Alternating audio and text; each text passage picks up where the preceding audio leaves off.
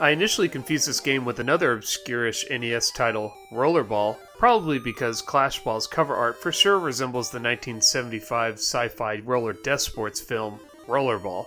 Turns out that the NES Rollerball is an entirely unrelated pinball game, and KLASHBALL is the truest form of the James Caan classic. Except for the roller skating, and the murder, and the James Caan.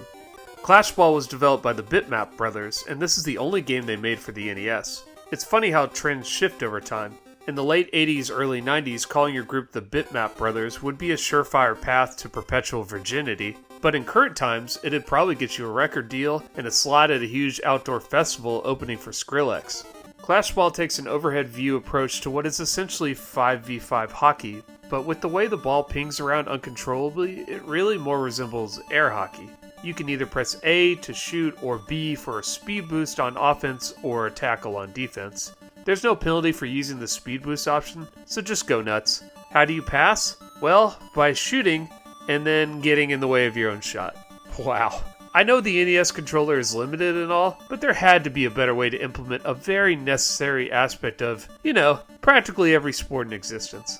There are goals at each end, and there's also these holes in the floor that shit out power-ups from time to time, but even after reading up on what they do, I have yet to see any benefit to them. Same goes for these Pac-Man style doors on the left and right, where you can shoot the ball through one side and then out the other.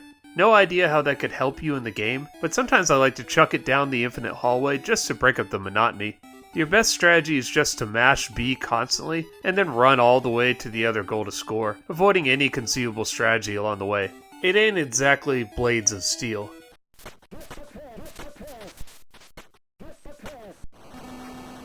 Otherwise, the game is pure chaos. From moment to moment, it's difficult to tell who you're controlling, whether the ball is in the air or on the ground, or even which team is yours.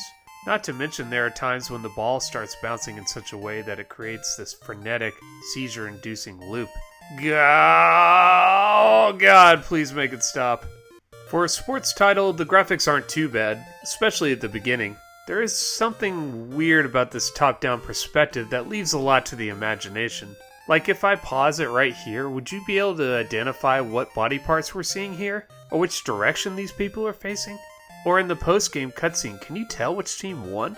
It always takes me a few seconds to sort it out. What else is there to discuss? Music? Well, after the title screen, there is no music. Just a few incredibly generic Atari-style sound effects to convey that the ball is bouncing and that the robot people are clashing.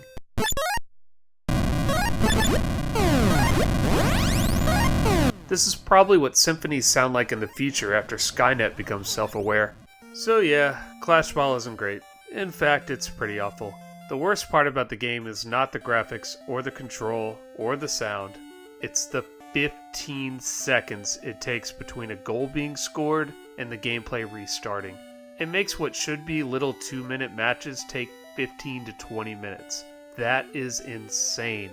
And it's not like in Tecmo's Super Bowl where there's some rad cutscenes of players celebrating after a goal. Nah, it's just you staring blankly at the screen, wondering if somehow you broke the game. Once you are lulled into this dazed state, watch out! The computer scored again, and the waiting resumes.